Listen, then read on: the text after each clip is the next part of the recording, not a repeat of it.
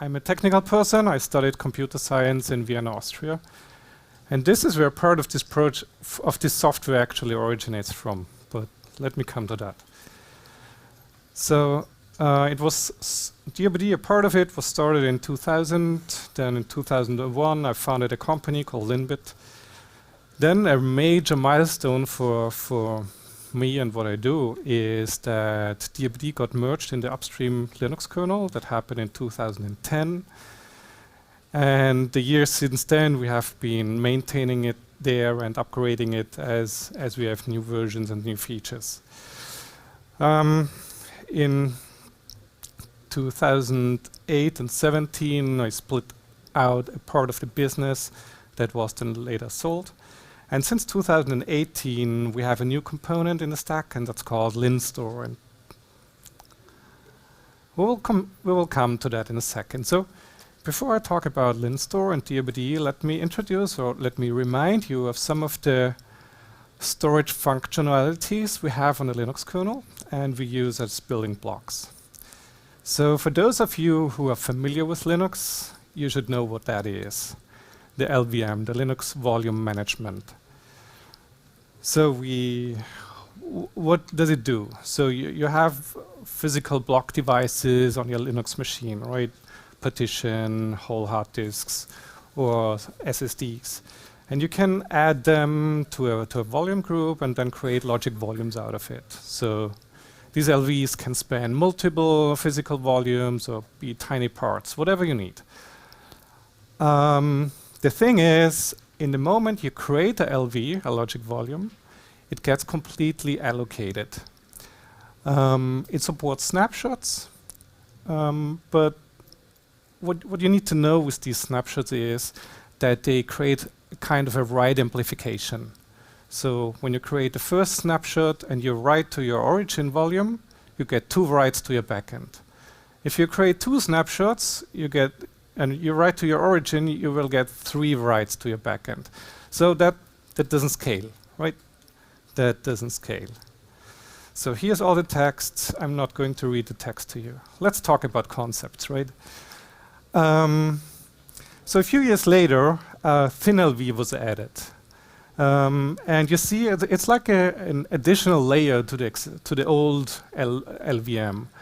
So what used to be a logic volume, or let's say it is a logic volume to the old LVM, and you can use that as a thin pool. And the thin pool, again, is like a cloudy thing to the layer above. And the thin LV, that is a logic volume that's late allocated, or allocate on write, right? So in the moment you create the thin LV, nothing is allocated. So what does this enable for you? You can do over-provisioning, right? You have a few gigabytes of SSD in your laptop, create a 100 petabyte logic volume, no problem. Just don't write too much to it. And the other thing is we got snapshots again, but this time the snapshots are really efficient. So I can take a snapshot of my origin every half an hour and keep the snapshots for 2 days, and the write amplification stays reasonable. So the exception space, it's called the exception store. The exception store is shared between the snapshots, and that's a huge advantage. So that finally puts the Linux volume management stack on same eye height as, let's say, what NetApp has in their appliances. Yeah, so that's pretty cool. Maybe one pitfall with the ThinLV volume manager is that it comes with the cost in case your machine crashes and you boot it up again. There is like a check running, like the file system check, right? And this comes with a certain cost. So when you have thousands of volumes and 10,000 of snapshots, you better check out how long this recovery check takes.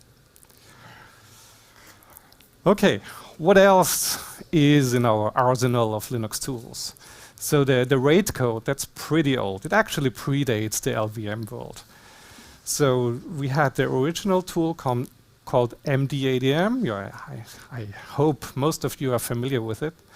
it does all the RAID levels. You know, RAID 0 striping, RAID 1 mirroring, 5, 6, 10, whatever. It's here. A bit more recent is that this code got a second interface. It's now also manageable with the device mapper stack. So you can use it with the LVM commands. That is, you know, convenience, let's put it that way.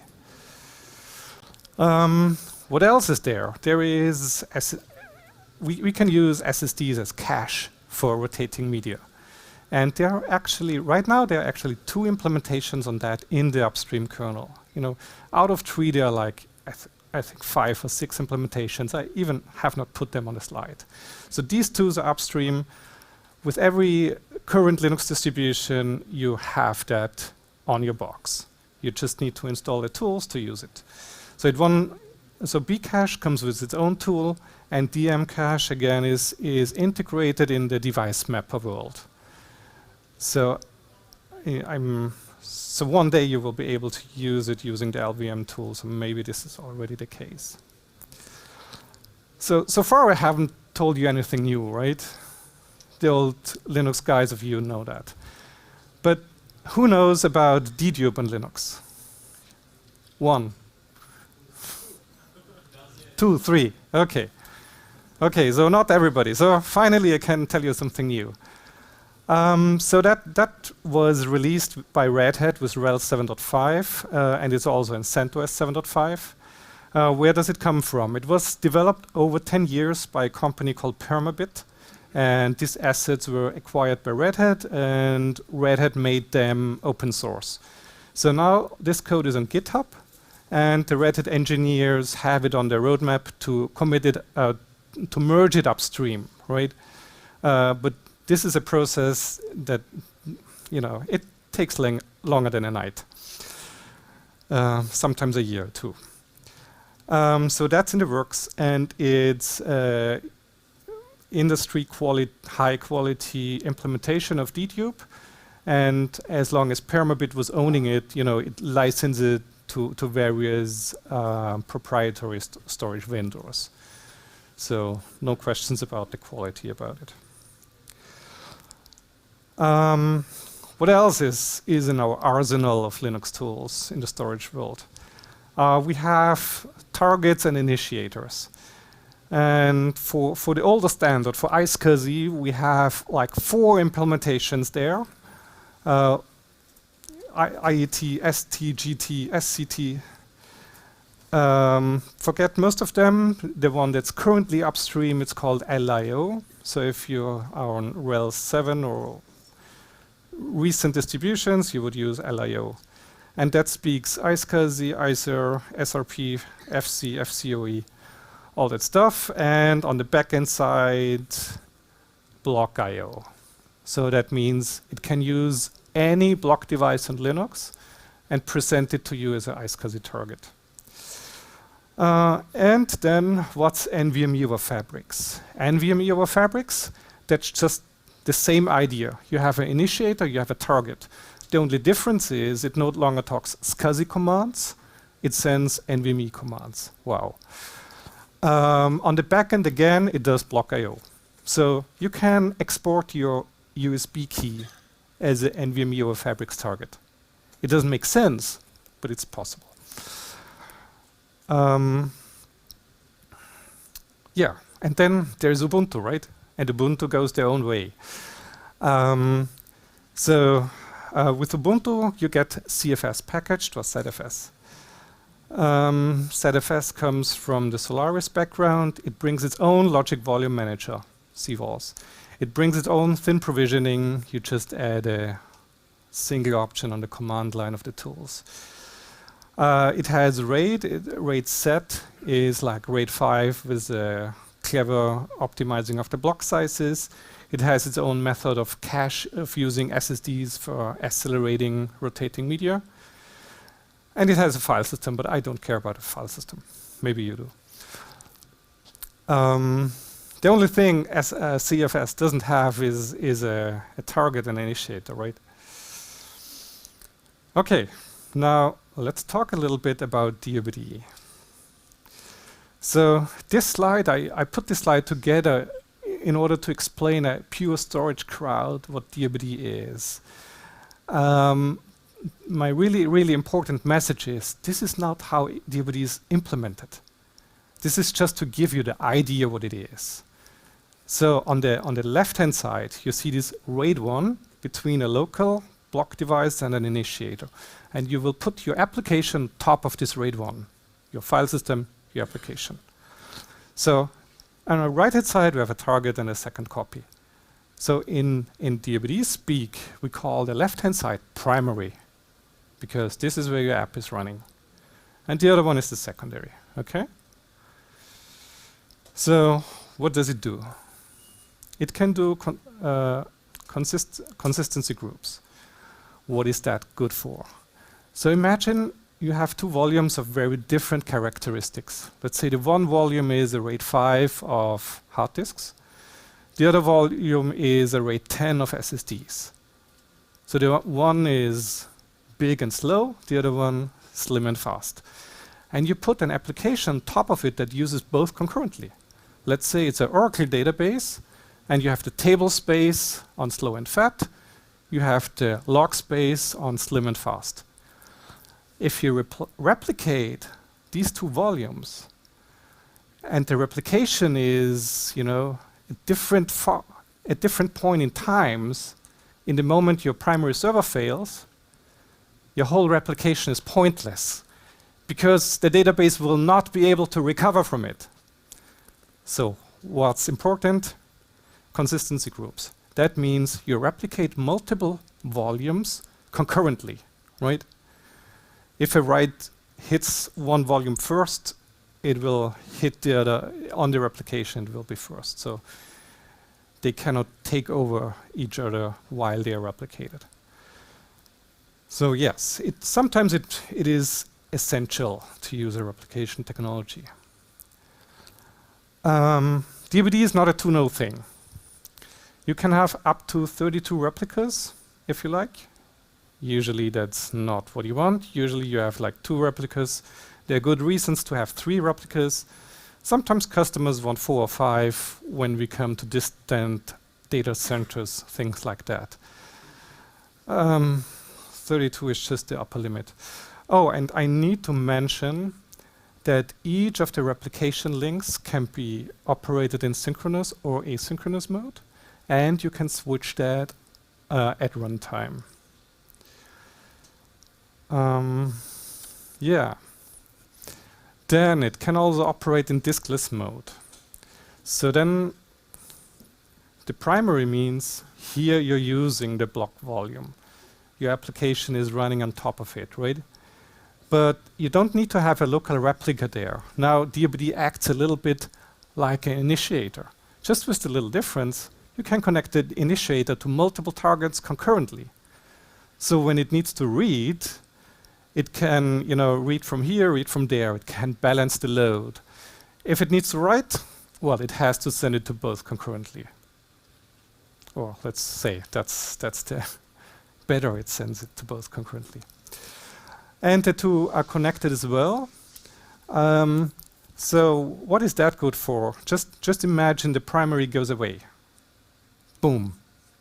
Kernel panic, power failure, whatever. Then the two secondaries will find out, okay, what is the last write you got from the primary? Okay, it is this and that. And the other one says, okay, I never got it because it was lost on the network. You know, it never left the TCP send buffers of the primary. So then they will, you know, sync up this difference and be consistent again. So this is what it's used for. And yeah, and actually there's a little difference if a primary is diskless from the beginning on, or it might become diskless just because local volumes fail, right? So you configure DRBD usually that if a local backing device reports an error, you know, you send down a write, an error comes back. Then you configure DRBD usually that on the first error, you just detach from the disk, right? Because then it's better to talk the other disks we have in the replica set. So losing a local disk, might be a reason why a node becomes diskless. And if that is the case, the others have like change tracking bitmaps towards that lost disk. So in case the admin finds out what was the reason and reattaches the disk, the other nodes can, resync the node back without doing a full copy, just because they know the difference. The other case is if you know, okay, this node doesn't have a disk and it will never ever get one. Then you tell DRBD, okay, the other nodes don't have a change tracking bitmap towards that. It will never have a disk. Okay, there are many things. We have been developing DRBD since 18 years now. So over 18 years, it gets a lot of bells and whistles. So in the moment you look at the replication technology, you have to think about problems like split brain, what to do about it, how to avoid it. Here we go into the area of fencing. Fencing requires extra hardware, like powering off other machines on the network. This is awful, right? So better use a quorum algorithm. But quorum only works if you have at least 3 replicas. Because quorum means if one node goes away, the other 2 nodes say, okay, we are 2 out of 3, so we are the majority. We continue to modify the data set. The isolated one is oh, I'm 1 out of 3. Better don't touch it. So there's lots of stuff. So how many nodes, how many DRBD resources can you have? So thousands. You can have thousands of replicated volumes and even more volumes per node, per machine pair.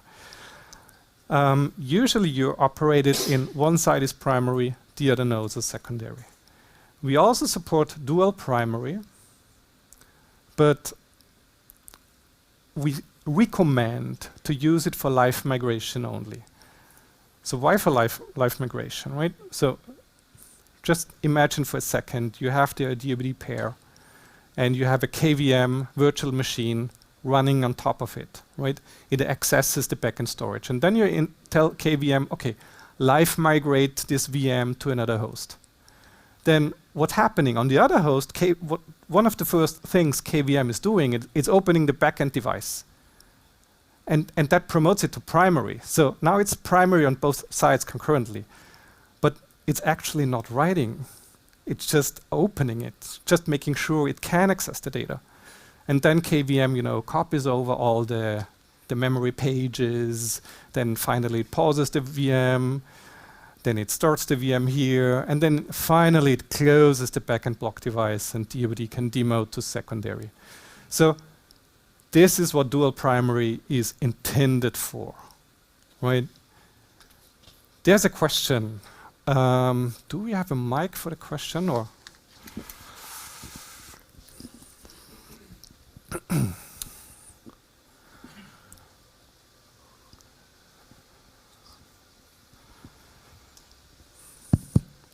Yeah, so the question is, can't I use the dual primary mode for something like the GFS? Thank you for the question. You're welcome. Yes, you can use it for a GFS, but you're limited from the DRBD side to 2 primaries. So it's not very attractive to be used with GFS. And the other thing with GFS is you need pretty good fencing. You need the cluster manager, everything under control. And let me put it that way. I don't really recommend it. It's such a pain. But technically it's possible. We had it running in the lab. It was interesting to play with. That's about it. Okay, then let's move on. So what are our plans with the DRBD technology? So what is supposed to land still in 2018 is some optimizations for PMEM and NVDIMs, because DRBD itself keeps some metadata about the data it replicates, right? And it helps a lot if your metadata device is a little bit faster than your actual data device. Yeah, the same with file systems. Put your journal on something that's faster, right? So what's faster than your NVMe SSD doing 500,000 IOPS a second? PMEM. Yeah, so what can we optimize there? The thing with PMEM is the Linux operating system presents you the PMEM as a block device. And you open it as a block device. But then you can, query it for some attributes, and then you find out, oh, I can byte address it, right? Well, it's called byte addressable. In real world, it's cache line addressable, right? But when you optimize your own algorithms, it helps a lot if you can update in smaller chunks than 512 bytes or 4K. Yeah, and then we have support for RDMA. So here's always work to do clever optimizations.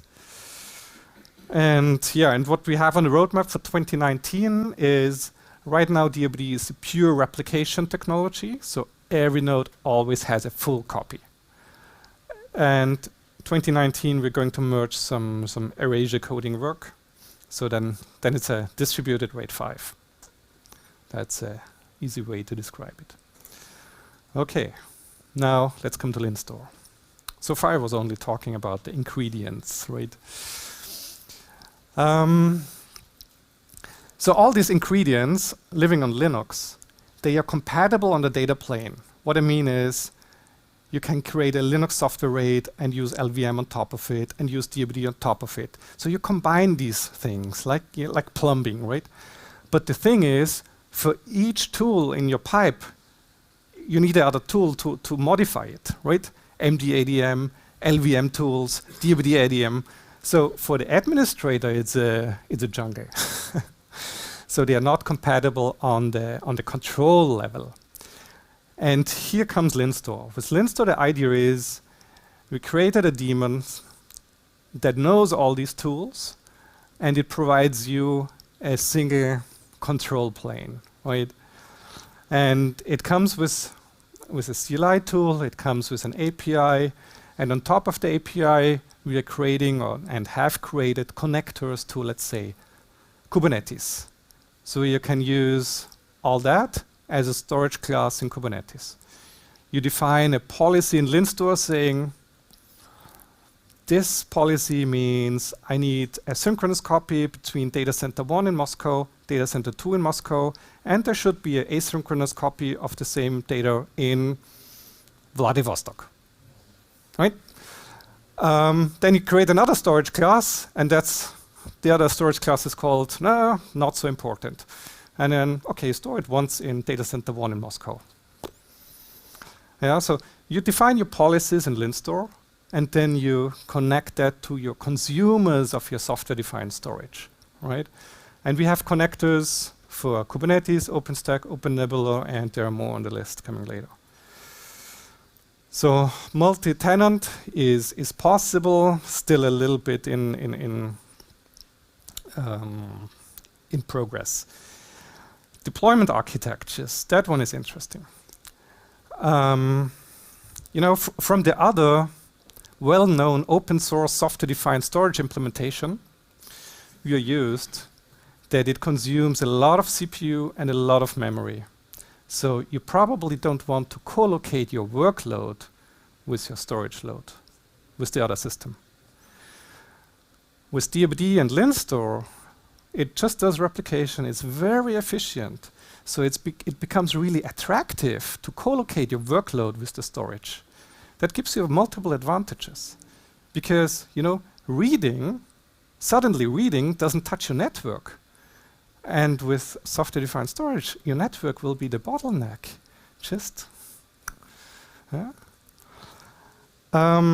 But if you insist, it also is a fit for distinct storage and compute nodes. Yeah, and last but not least, it's open source, right? Did I say that?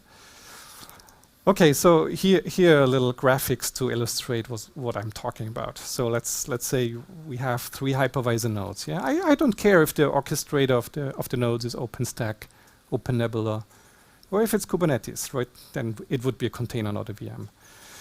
So the VM, you know, accesses a virtual block device which is not here, but actually is located on some storage nodes on the LVs there and here. I mean, obviously we can fire up the VM somewhere else because we can access the storage. It doesn't hurt if one of the storage nodes goes away because we have all the storage redundant, right? So I think so far it was easy. Now let's look at the hyper-converged scenario. So here in the graphics, I started a nice way. We have the VM running where one copy of the replicated data is, right?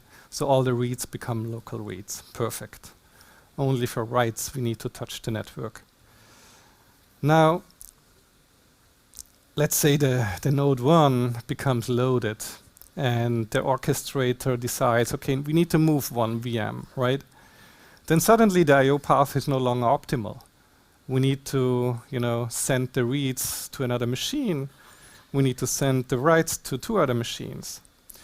So why not asking Linstore, okay, add a local replica while I/O is running. And so what happens then is that DRBD starts a resync process from the other nodes and builds a complete replica on the node where the VM is running right now. And then after the resync is finished, you know, Linstore says, okay, now I have 3 replicas. My policy says I should have 2. So let's discard that one. And it's fine again. And here, the system doesn't start these actions out of its own, right? So right now you would need to send off a Linstore command that it does that. So we plan to have here automated policies. But I really want to stress that it is a good idea to not completely do it automatically, because if you do that, you have things like one node fails and your whole storage cluster starts to rebalance everything, and you suddenly realize, oh, it affects all my customers' VMs. Oh my God. So no, Linstore is about the idea everything is isolated and it doesn't do magic things to you. Just if you say, okay, we need to optimize that, then it does that.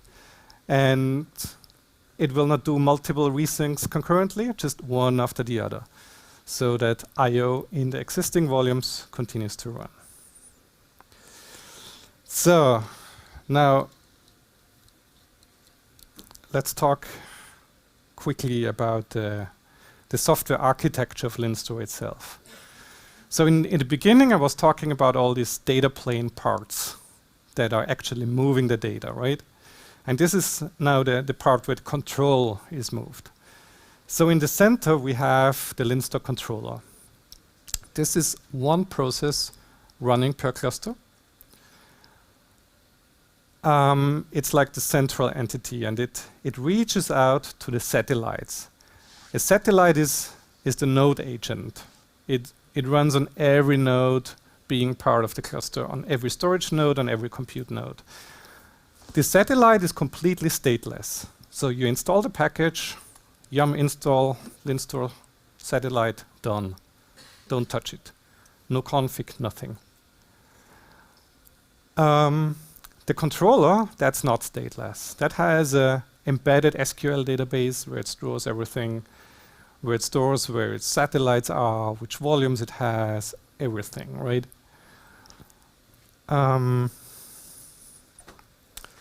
Yeah, and then on top of it, there is a CLI. So you would use the CLI to find out what Linstore knows, which NICs it has, which storage volumes, everything. And then the connectors to various orchestrators on top of us, they are actually based on this on the client library, not the CLI. So that's a little inconsistency in the graphics here. Yeah, so the controller. You need the controller for all control actions. A control action is create a new volume, resize a volume, make it accessible on a new node, remove a replica, take a snapshot. But it is not used for the data I/O itself. So you can turn off the controller, all your VMs will continue to do I/O. So the controller is out of the data path. That's really important.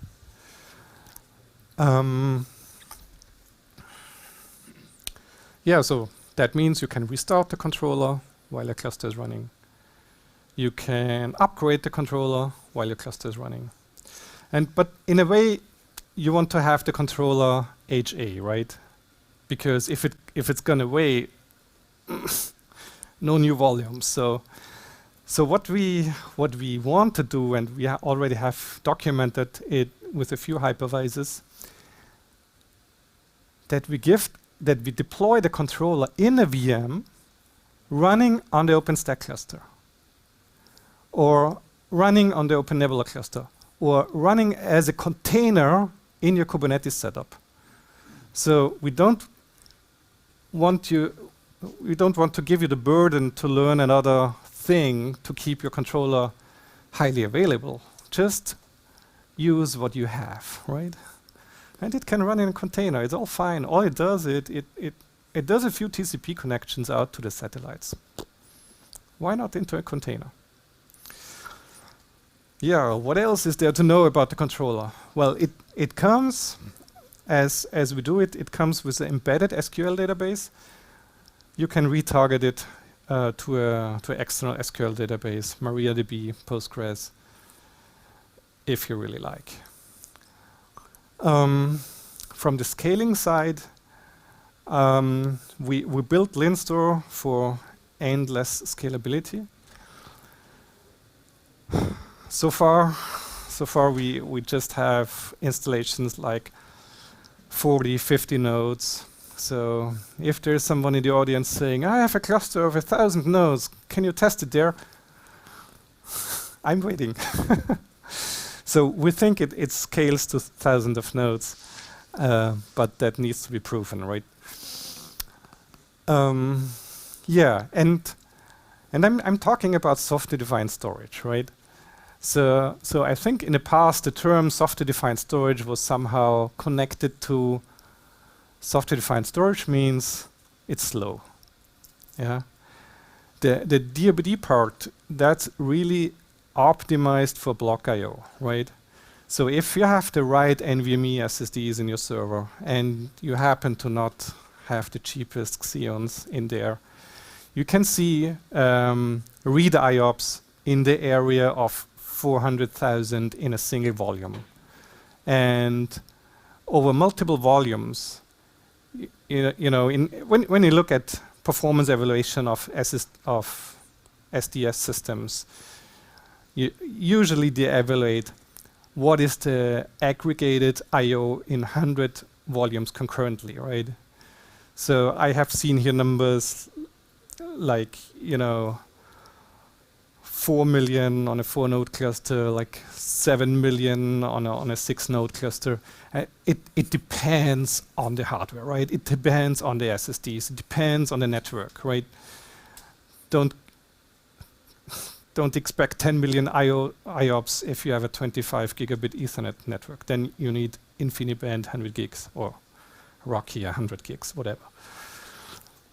So this is about storage where you can run your data of it. It is standardized by SNIA, and various players in the industry try to implement it right now.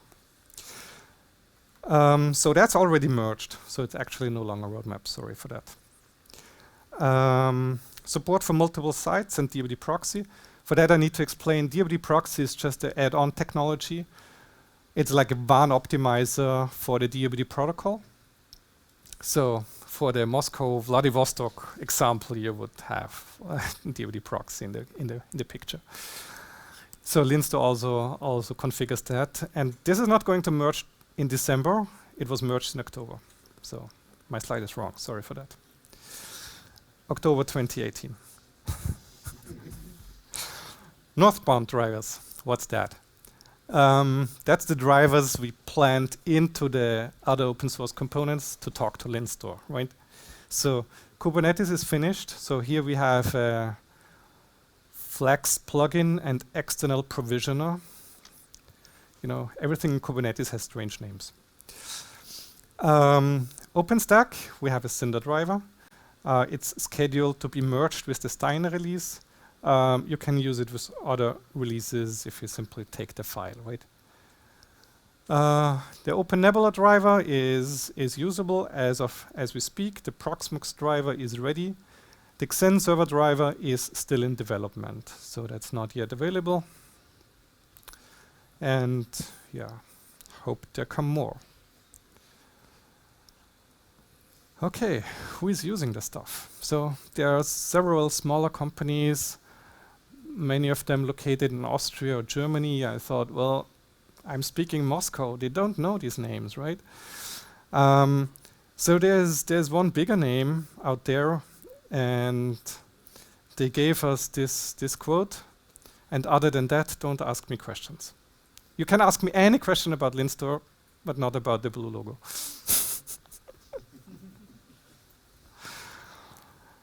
Okay. So the good news is you made it, and I hope that you have some good questions for me. Here is one. Is there any checksumming? Can I use DRBD to protect myself against bitrot on my disks? Yes and no. Okay. So we don't have checksumming for the data at rest, and I think it doesn't belong into DRBD. Doing checksumming of the data at rest should be done using the diffdix standard. And in theory, it's available on most SSDs. You create on most NVMe SSDs. You create a new namespace, and when you create a new namespace, you can say, okay, I want to use the 520 byte sector size, where 512 bytes is the user data, and the other 8 bytes are reserved for the diffdix checksum. And the standard specifies how this checksum should be stored, right? In real world, there are a very small number of actual drives that implement this part of the spec. And as soon as there is any demand from it, we will support diffdix from the DRBD side.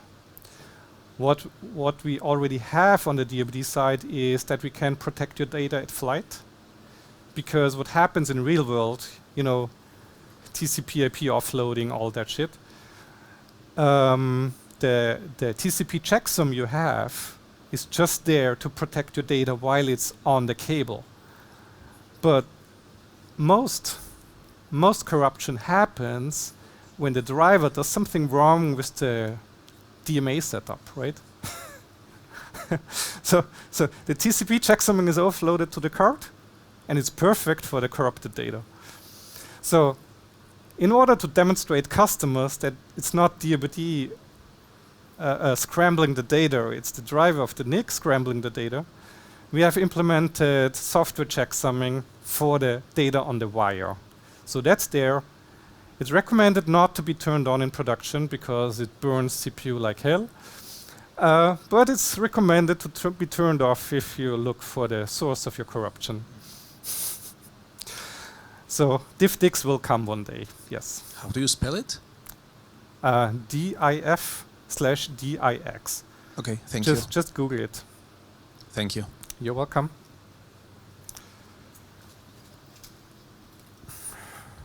Oh, here. Hello, thank you for the talk.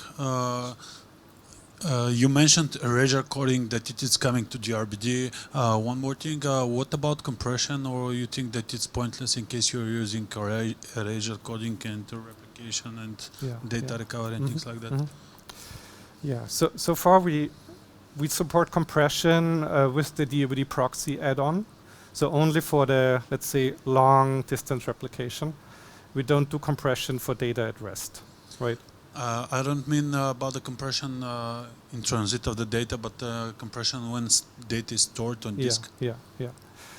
So we don't do that in DRBD. But keep in mind, the whole system is composed of many parts, right? So I think, I'm not entirely sure, I think that ZFS has the option to compress the data. Yeah, that they have, and it's working properly. And if you're using Btrfs, so what you can simply do is you create a set vol, give that to linstore, turn on compression, and here you have compression at rest. Okay, as far as I can understand, this software is trying to expose all your block devices as a single or large storage pool to your clients. Is that correct? Just like you see team pool of volumes on the local machine, you see a large team pool of all your servers and all your hard disks. That's correct. So in that case, it's not how it compares to Ceph, but why one more storage solution? Okay, so I understand. I've been working with most of the tools, most of the file systems you manage, most of the components, and I'm wondering. The question is maybe instead of people trying to focus and can do one thing that does the things very, very well, your product might be doing this very well. I've never tried it. I only knew about Ceph till today, so it's just a copy of. Let me explain. So Ceph is an object store in itself, and then on top of it you can use it for block I/O, you can use it for S3 compatible object storage, and you can use it as a file system.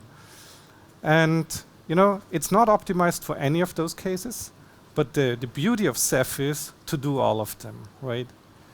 And with DRBD, the idea is we just do one of the cases, we just do block I/O, but we want to do it in an efficient way.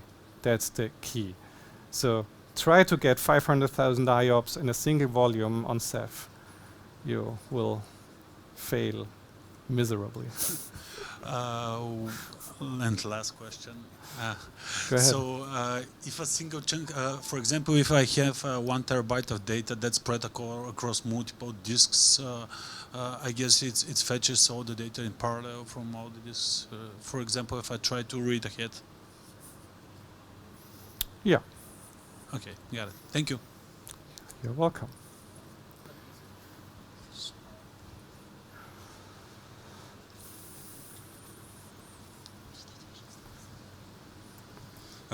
Thank you for your report, first of all.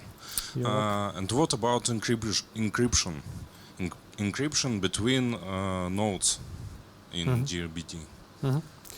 Yeah, we have. We already support encryption for data at rest. So when it's stored, using the dencrypt device mapper target. And it works that way. For each and every volume, a dedicated encryption key is created, and that's stored in the central linstore database. And then there is a master secret that encrypts the whole table, right? So when you enable this kind of encryption, every time you start the controller, someone needs to connect with the client and give the master password. Otherwise, linstore is completely inaccessible. Regarding encryption on the network, that was not on the scope so far. When it's a wide area network, we recommend to our users and customers simply to use a VPN technology.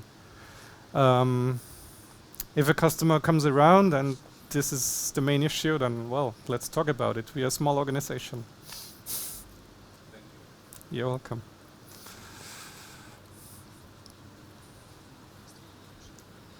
Thank you for your report. I have a question about block size.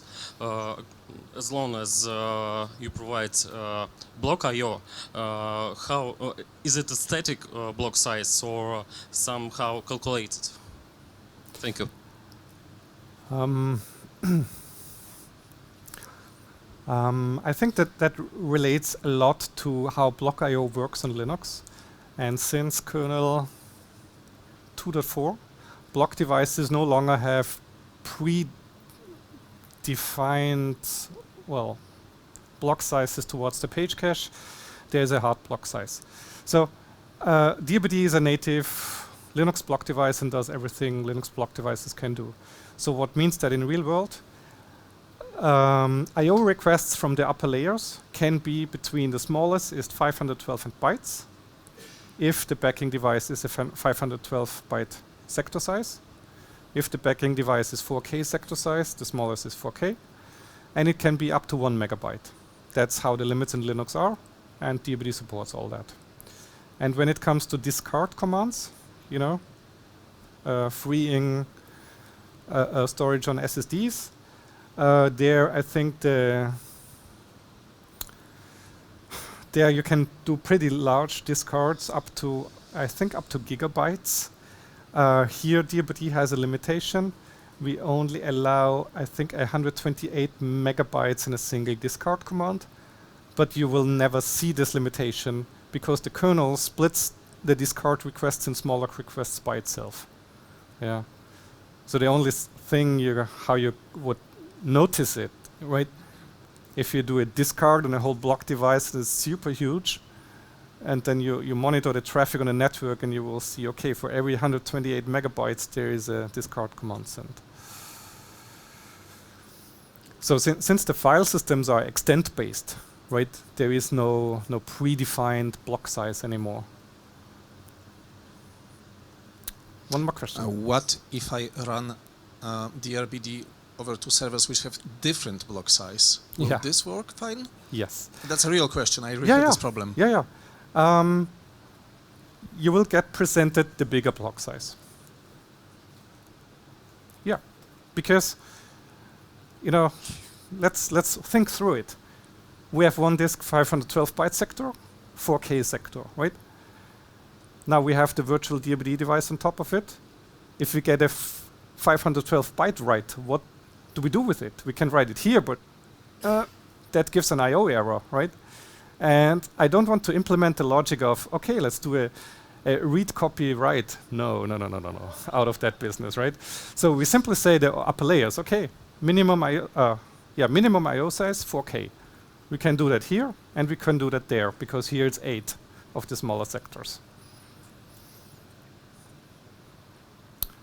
Finish. I made it. You made it. One more question.